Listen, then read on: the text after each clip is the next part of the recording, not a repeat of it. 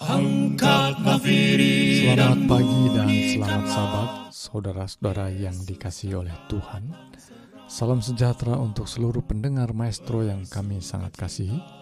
Pada pagi hari ini bersama saya Pendeta Cucu Elia, kita akan melihat kembali, merenungkan kembali kebenaran firman Tuhan, yang pada hari ini kita akan menggali cerita dari kisah Ayub yang saya beri judul Lebih Dalam tentang kisah Ayub. Sebelumnya saudaraku, mari kita akan berdoa. Bapa yang bertahta dalam sorga, terima kasih untuk kebaikan dan kemurahan Tuhan. Engkau melihara menjaga kami dan berikan kekuatan kesehatan ketika kami dibangunkan di pagi hari. Tuhan berkati kami hari ini, demikian juga memulai hari ini merenungkan sabdamu. Biarlah roh Tuhan membimbing kami. Di dalam nama Yesus Kristus kami berdoa, amin. Saudara-saudara yang dikasihi Tuhan, pada pagi hari ini sementara kita akan membaca dan merenungkan sabda Tuhan, saya ingin mengajak pemikiran kita semua tentang apa yang terjadi di tengah-tengah kehidupan kita, di negeri kita, negeri yang kita cintai, Indonesia. Banyak berita tentunya setiap hari, tetapi belakangan ini muncul berita terkait dengan bensin atau bahan bakar yang kita sebut dengan Pertalite dan Pertamax, dan rupanya ada yang disebut dengan Pertamax oplosan. Tentu mudah sekali orang mendengar dan ingin mendengar lebih banyak tentang bensin atau bahan bakar Pertamax yang dioplos, karena kita semua, mungkin tidak semua, tetapi lebih banyak orang membutuhkan dan menggunakan bensin atau bahan bakar ini. Sehingga orang mungkin banyak tahu, mungkin sekedar tahu dan ingin lebih banyak tahu juga. Yang jelas saudaraku sekalian, mendengar kata Pertamax oplosan, ada segudang peristiwa, segudang informasi, dan segudang hal-hal yang kita bisa gali dari cerita ini, di balik cerita atau di balik informasi Pertamax oplosan. Di sana ada korupsi, ada kolusi, ada pertentangan, ada urusan politik bercampur dengan berbagai partai yang terlibat di dalamnya. Segala macam bisa muncul hanya dari cerita Pertamax oplosan. Saudaraku, ini hanya sebuah ilustrasi ketika kami ingin menyampaikan sebuah perenungan firman Tuhan dari kisah Ayub, kisah yang sangat sederhana. Kisah yang kita dengar bahwa ada seorang yang bernama Ayub yang kemudian oleh karena kesetiaannya Tuhan memanggil dia sebagai seorang nabi. Dan tulisannya begitu dalam, dan sebahagian kita yang mendengar cerita ini hanyalah sebuah cerita tentang seorang yang menderita. Yang menderitanya menderita banget, kata orang. Ya. Menderitanya sangat-sangat menderita. Kehidupan keluarganya, kehidupan pribadinya, bahkan tubuhnya mengalami penderitaan yang hebat oleh karena penyakit. Saudaraku sekalian, penderitaan yang hebat itu membuat dia mungkin bertanya-tanya, tetapi kehebatan cerita ini bahwa Ayub menjadi orang yang setia menghadapi peristiwa-peristiwa dan tantangan yang dihadapinya. Yang kalau hanya dari kacamata itu saja, cerita Ayub adalah cerita yang biasa-biasa saja sesungguhnya, saudaraku. Boleh jadi ada orang lain juga yang mirip-mirip dengan itu, punya penderitaan yang hebat dan mungkin lebih hebat. Tapi apakah dia setia? Mungkin juga ada yang setia. Tetapi ada sesuatu yang lebih hebat di balik cerita Nabi Ayub. Itulah sebabnya saudaraku sekalian, bila mana membaca cerita Ayub, kita bukan saja menceritakan seorang yang setia di dalam penderitaan. Kita bukan saja mendapatkan sebuah kisah menolong kita, mengajak kita menjadi orang yang setia di dalam menghadapi berbagai penderitaan. Bukan itu saja. Mari saudaraku sekalian, kita akan membaca Ayub pasal 2 ayat 1 sampai ayat yang ke-7. Demikian firman Tuhan. Pada suatu hari datanglah anak-anak Allah menghadap Tuhan, dan di antara mereka datang juga iblis untuk menghadap Tuhan. Maka bertanyalah Tuhan kepada iblis, "Dari mana engkau?" Lalu jawab iblis kepada Tuhan, dari perjalanan mengelilingi dan menjelajah bumi. Firman Tuhan kepada iblis, apakah engkau memperhatikan hambaku Ayub? Sebab tiada seorang pun di bumi seperti dia, yang demikian saleh dan jujur, yang takut akan Allah dan menjauhi kejahatan. Ia tetap tekun dalam kesalehannya, meskipun engkau telah membujuk aku melawan dia untuk mencelakakannya tanpa alasan. Lalu jawab iblis kepada Tuhan, kulit ganti kulit, orang akan memberikan segala yang dipunyainya ganti nyawanya. Tetapi ulurkanlah tanganmu dan jamahlah tulang dan dagingnya, ia pasti mengutuki engkau di hadapanmu. Maka firman Tuhan kepada iblis, nah, ia dalam kuasamu, hanya sayangkan nyawanya. Kemudian iblis pergi dari hadapan Tuhan, lalu ditimpakannya Ayub dengan bara yang busuk dari telapak kakinya sampai ke batu kepalanya. Saya tambahkan ayat yang ke-8. Lalu Ayub mengambil sekeping beling untuk menggaruk-garuk badannya sambil duduk di tengah-tengah abu. Saudara-saudara yang dikasihi Tuhan, inilah beberapa ayat yang kita simak dalam seluruh kisah Ayub, yang kita dapatkan begitu banyak pasal yang didapat dari kisah Ayub, ada 42 pasal. Namun saudaraku sekalian, kisah Ayub kita dapatkan dari 2 pasal pertama dan bagian terakhir. Selebihnya adalah perbincangan, diskusi, dan bahkan perdebatan antara Ayub dan teman-temannya. Dan saudaraku sekalian, kisah yang singkat itu memberikan banyak sekali indikasi, banyak sekali pelajaran yang menunjukkan ada sesuatu yang hebat di balik cerita Ayub yang sesungguhnya. Bahwa cerita Ayub adalah cerita yang menggambarkan di dunia ini, di alam semesta ini, ada 2 kekuatan besar yang sedang bertarung.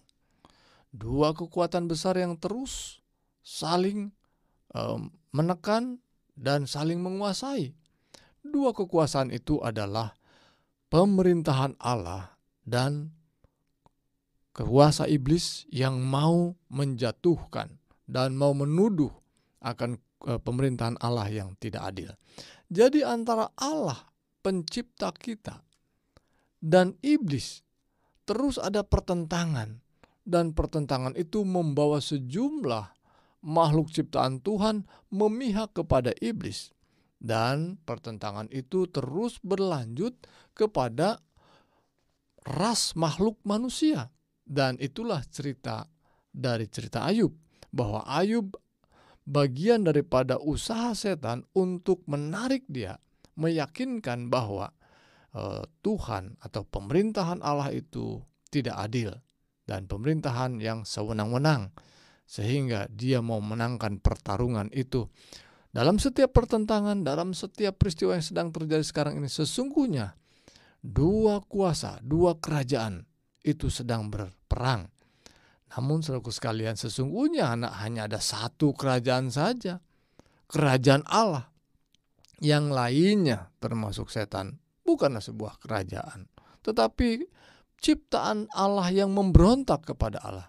Dan 2 kekuatan ini kemudian seolah-olah menjadi kekuatan yang sama hebat. Sesungguhnya tidak. Namun oleh karena kasih Tuhan, oleh karena kasih dan kemurahan Tuhan, Tuhan masih mengizinkan kuasa-kuasa lain, pihak-pihak yang menentangnya, mendapat kesempatan untuk mengembangkan karakter tabiatnya.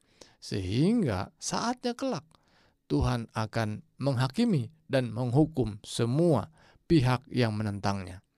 Namun saudaraku sekalian, ada banyak pertanyaan, dan satu pertanyaan yang penting kita garis bawahi, bahwa mengapa Tuhan tidak segera menghabisi?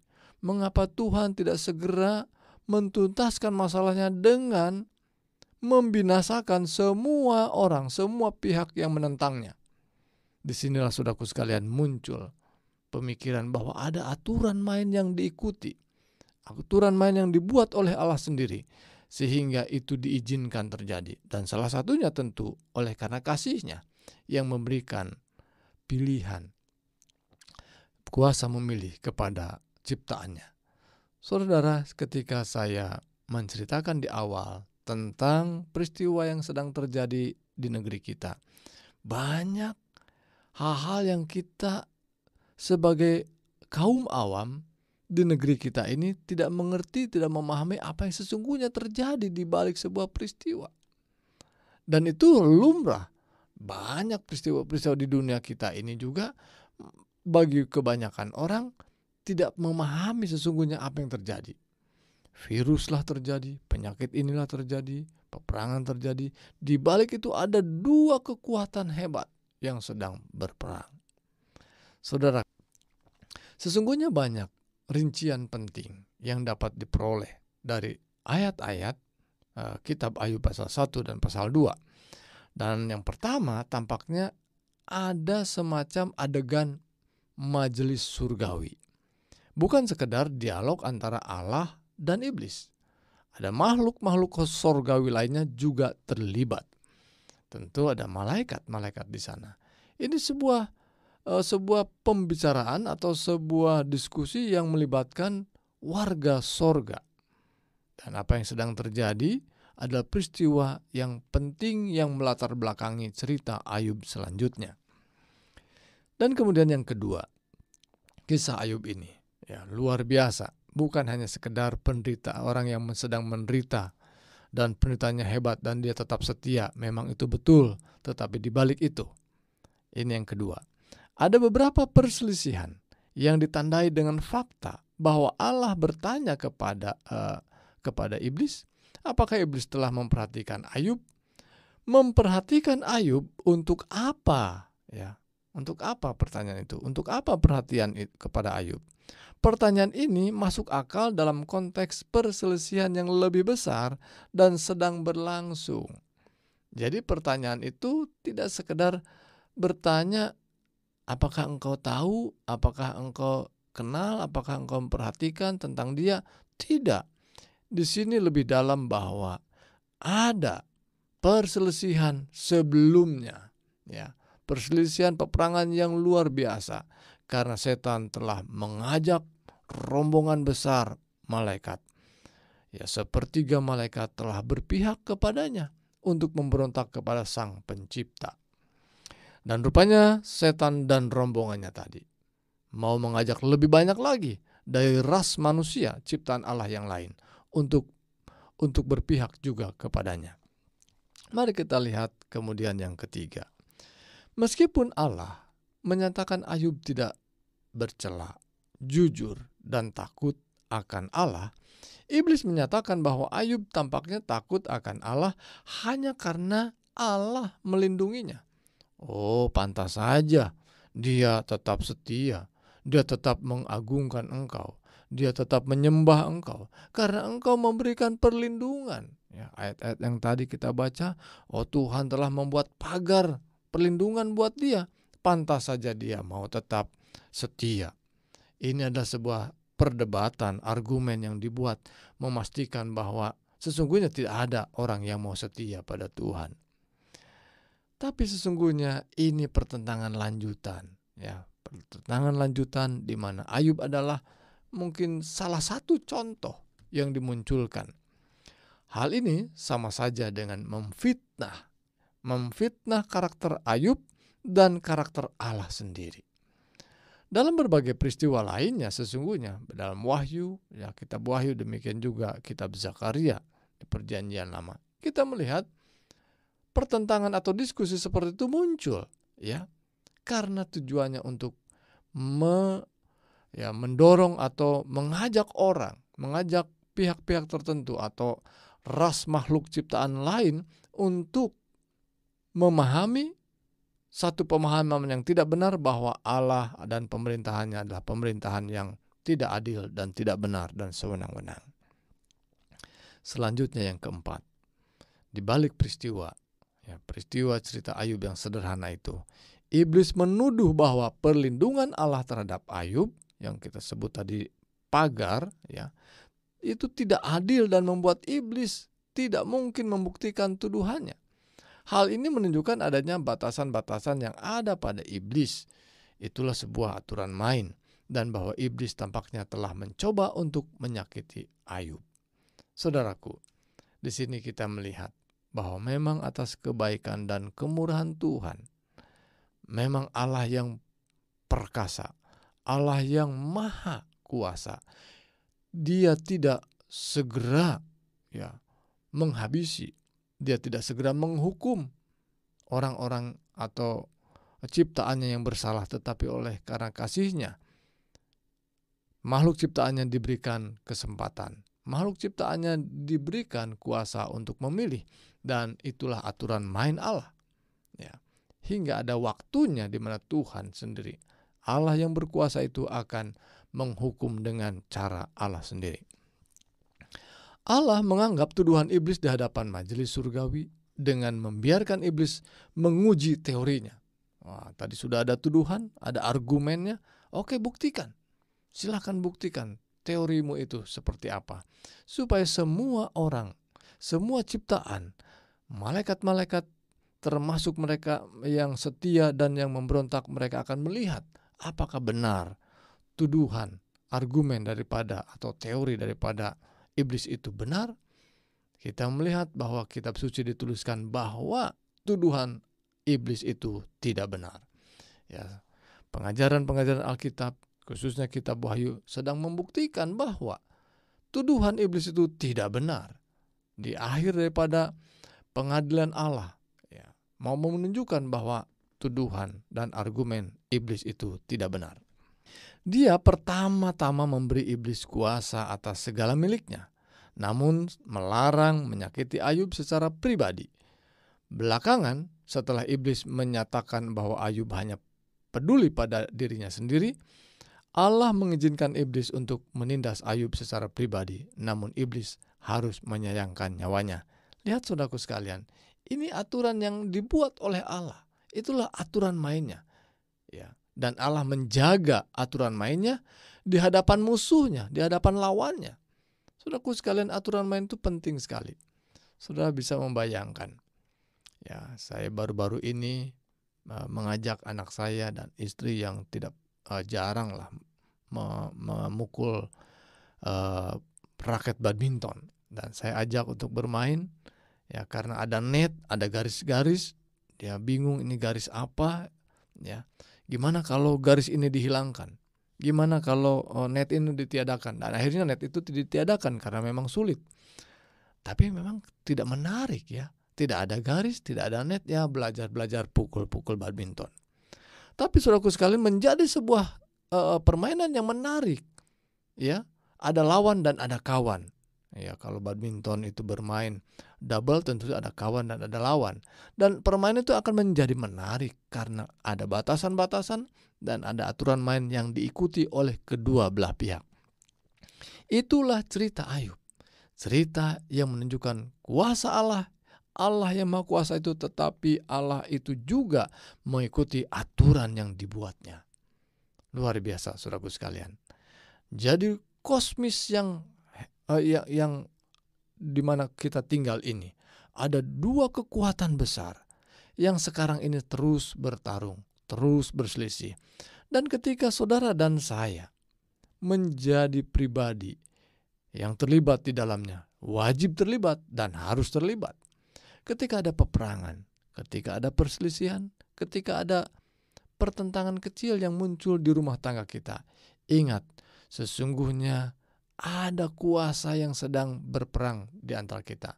Dan Tuhan menginginkan kita boleh memenangkan peperangan itu. Kuasa Roh Kudus yang dihadirkan oleh Allah di dunia kita mau mengajak dan memberi kuasa kepada kita untuk memenangkan pertempuran itu. Yakni kita tetap setia, tetap percaya bahwa Allah yang baik, Allah yang memiliki hukum dan taat pada hukum itu sendiri. Dan kita percaya Allah adalah Allah yang adil, bukan seperti yang dituduhkan oleh setan. Iblis mendatangkan banyak malapetaka terhadap rumah tangga Ayub, namun dalam setiap kasus Ayub terus memuji nama Allah, membuktikan dalam ayat-ayat ini bahwa tuduhan iblis itu palsu. Jadi saudaraku sekalian, saudara dan saya juga adalah pribadi-pribadi yang mirip dengan cerita Ayub. Kita adalah lahan pertentangan itu. Kuasa Tuhan mau berharap untuk kita tetap setia, tapi kuasa iblis terus menggoda kita agar kita ikutan untuk menuduh bahwa Allah itu Allah yang tidak adil dan pemerintahannya adalah pemerintahan yang sewenang-wenang. Tetapi kita rindu melalui pelajaran, melalui perenungan yang sederhana pada pagi hari ini, saya mengajak agar kita boleh percaya, boleh tetap setia dalam pergumulan yang hebat seperti yang juga dialami Ayub, yang ditantang untuk menoleh, berbalik dari Allah dan mempersalahkan Allah. Dan tentu ada banyak orang tergoda untuk itu, karena memang dunia kita dunia yang tidak aman dan tidak nyaman saat ini, sehingga kita mempertanyakan bahwa Allah tidak bisa melihara dunia kita ini dalam keadaan baik. Kuasa Tuhan ada bersama dengan kita dan mengajak kita untuk tetap berada dalam kemurahannya dan tetap setia mempercayai Allah yang adil dan benar. Kita belajar banyak hal di sini dalam cerita Ayub ini, seperti adanya aturan main dalam pertentangan kosmis ini. Ada beberapa parameter di pengadilan surgawi yang dapat digunakan untuk menyelesaikan tuduhan yang diajukan terhadap Allah. Namun Allah tidak melanggar prinsip suci yang melekat dalam kasih-Nya. Itulah landasan pemerintahan Allah dan cara Dia mengatur alam semesta dan makhluk berakal di dalamnya.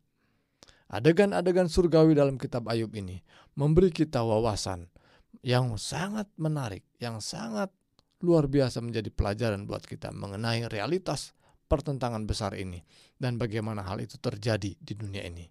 Mari saudaraku sekalian menjadi umat-umat Tuhan yang setia. Tuhan adalah Tuhan yang baik, pemerintahannya adalah pemerintahan yang adil, dan pemerintahan yang penuh dengan kasih dan kemurahan. Mari saudaraku sekalian kita tutup dengan doa. Bapa yang bertahta di sorga, terima kasih untuk berkat Tuhan. Terima kasih untuk bimbingan Roh Kudus sehingga kami boleh mengenal kasih dan kemurahan Tuhan dan apa yang sedang terjadi yang sesungguhnya di dunia, di alam semesta ini.